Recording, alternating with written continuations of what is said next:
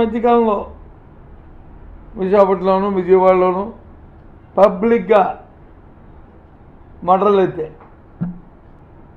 ఏ రకంగా జరిగావో మనం చూస్తున్నాం. అసలు పోలీస్ వ్యవస్థ అంటే భయం పోయింది ప్రజల్లో, గౌరవం పోయింది ప్రజల్లో. కారణం నాయకత్వాలు లంచం డిమాండ్ చేశాడంట. ఆశ్చర్యపోయాం.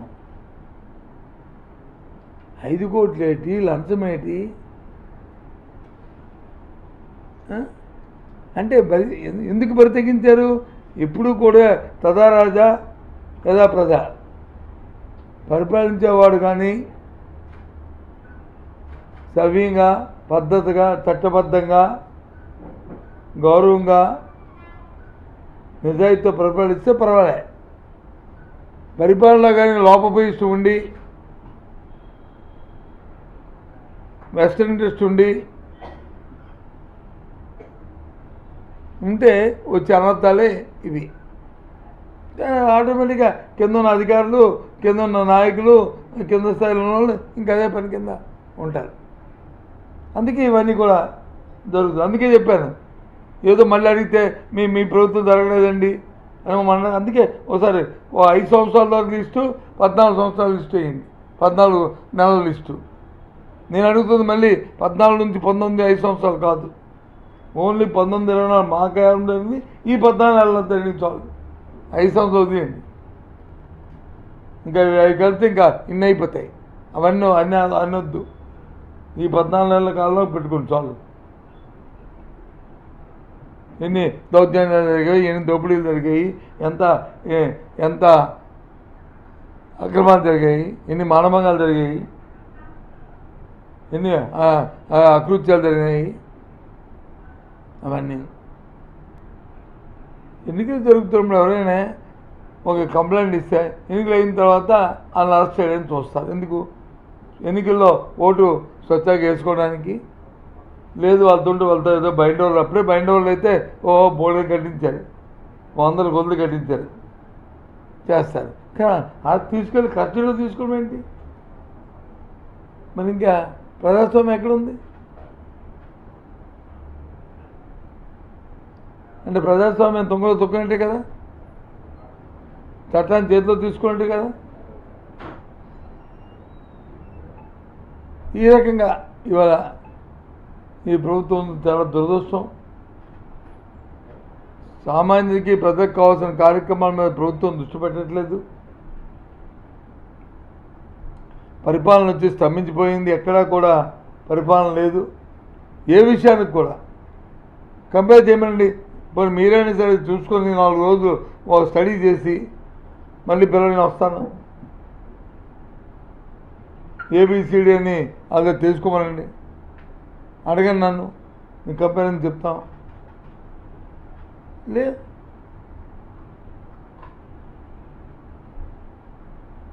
ఇప్పుడు రైతాంగానికి ఇబ్బంది పడుతున్నారు. పదే చెప్తున్నా సరే దృష్టి పెట్టట్లేదు. ఎరువుల గురించి, వాటి గురించి, యూరియా గురించి. గిట్టుబాటు ధర లేదు. విద్య అయితే అటకెక్కిపోయింది. విద్యా వైద్యం అటకెక్కిపోయింది. అసలు దాని మీద కనీస దృష్టి లేదు ఈ ప్రభుత్వానికి. చీమ కుట్టినట్టు కూడా లేదు ఈ ప్రభుత్వానికి. వాళ్ళ పని ఒక ఓటు వేసిన పాపానికి 5 సంవత్సరాలు అనుభవించాల్సిందనే అనే రీతిలో ఈ ప్రభుత్వం తాలూకా పరిస్థితులు ఉన్నాయి. ఇంకా రక్షించవలసిన పోలీసు అయితే ఇంకా దానికి ఇంకేం ఆ మాట అంటే బాగుంటుందో బాగోదు కానీ రక్షించడం పోయి భక్షించడంకే అయిపోయింది. ఇప్పుడు ప్రజలకు రక్షణలు కాదు, తెలుగుదేశం పార్టీకి రక్షణగా అయిపోయింది. ఇది చాలా తప్పు. ఇది వ్యవస్థలో ఇవాళ ఈ కడప జిల్లాలో జరుగుతున్న పులివెందుల జడ్పీటీసీ ఎలక్షన్లో జరుగుతున్న పరిణామాలు తీవ్రమైనవి. ఇలాంటి పరిణామాలు ఎప్పుడూ కూడా జరగకూడదు. పరిణామాలు ఒక ఎమ్మెల్సీ వచ్చి క్యాంపెయినింగ్కి వెళ్తే అక్కడ సెన్సిటివ్నెస్ ఉన్న ఊరిలో పోలీస్ పికెటింగ్ ఉండి ఊరు ముందు ఊర్లోకి 10 వెహికల్స్ వెళ్తుంటే 10 వాహనాల్లో వచ్చి మరి తెలుగుదేశం పార్టీ వాళ్ళు వస్తే వాళ్ళు ప్రివెంట్ చేసి వాళ్ళు నిబంధన వర్గాలు ఆపడానికి పోయి వాళ్ళే ప్రోత్సహించి వాళ్ళ మీద దాడి చేయమని కర్రల కత్తులతో వస్తే దాడి చేయమని వాళ్ళు సెలవు చేస్తే ఇంకెక్కడ ఉందండి? తిరిగి పైపించి వాళ్ళ మీదే ఎస్సీ ఎస్టీ అట్రాసిటీ కేసు పెడితే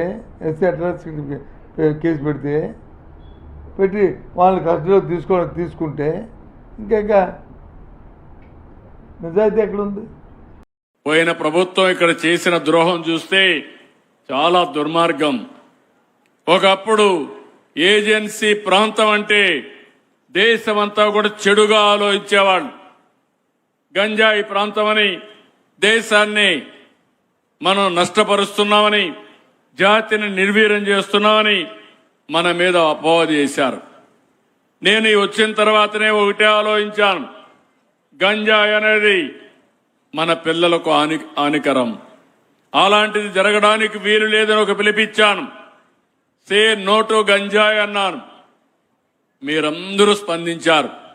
ఈరోజు నేను గర్వంగా చెప్పగలుగుతున్నాను, మా ఏజెన్సీ ప్రాంతంలోనే కాదు, ఆంధ్ర రాష్ట్రంలో ఎక్కడ కూడా గంజాయి ఉండదు, పండించమని చాలా స్పష్టంగా ధైర్యంగా చెప్పగలిగానంటే దానికి కారణం మీ చైతన్యమే, మీరు చూపించిన చొరవ. ఈరోజు మిమ్మల్ని ఒకటే కోరుతున్నాం, ప్రత్యామ్నాయ పంటలకు వెళదాం, టూరిజం హబ్గా చేద్దాం, ప్రపంచానికి అనుసంధానం చేసుకొని ముందుకెళ్దాం. ఈరోజు ఈ ప్రాంతంలో మీరు ఒక్కసారి చూస్తే పెద్ద ఎత్తున మీ పంటలకు మార్కెటింగ్ కల్పిస్తున్నాం. ఇంకో పక్క 200 కోట్లతో 203 గ్రామాలకి 269 కిలోమీటర్ల మేర బీటీ రోడ్లు వేస్తున్నాం. నేషనల్ హైవేస్ అన్ని వచ్చాయి. ఇక్కడ 515 కిలోమీటర్ల పొడవుతో 8,570 కోట్ల రూపాయలు విలువైన పనులు జరుగుతున్నాయి. పాడేరు, గొండెగూడ, కొయ్యూరు, చాప్రతిపాలెం, చింతపల్లి, రంపచోడవరం, కొయ్యూరు, నేషనల్ హైవే 516 ఈ విస్తరణ, Raipur, Visakhapatnam section, NH 130 CD, Bhadrachalam, Kunta, national highway 30 section, Lambasingi, Paderu, Chinturu 3 సెక్షన్లు, పాడేరు బైపాస్, కొత్త ఫ్లైఓవర్లు, ఇవన్నీ కూడా మనం వేసుకుంటున్నాం. నా ఆలోచన ఒకటే, ఏజెన్సీ ప్రాంతాన్ని ప్రపంచానికి అనుసంధానం చేస్తాం. ఇక్కడుండే యువతకు ప్రపంచ స్థాయిలో విద్యా అవకాశాలు కల్పిస్తాం. ఇప్పుడు గురుకుల పాఠశాలలు ఉన్నాయి. మీ అందరికీ హామీ ఇస్తున్నాం, రాబోయే రోజుల్లో మీరెక్కడికి పోయే పని లేకుండా ఇప్పుడుండే 11లో అవసరం మేరకు 4-5 ఇమీడియట్ గా ఇంటర్మీడియట్ కూడా అక్కడ పెట్టి 10+2 కూడా పెట్టడానికి చర్యలు తీసుకుంటాం. దానివల్ల మన పిల్లలు ఇంటర్మీడియట్ కూడా అక్కడే చదువుకుంటారు.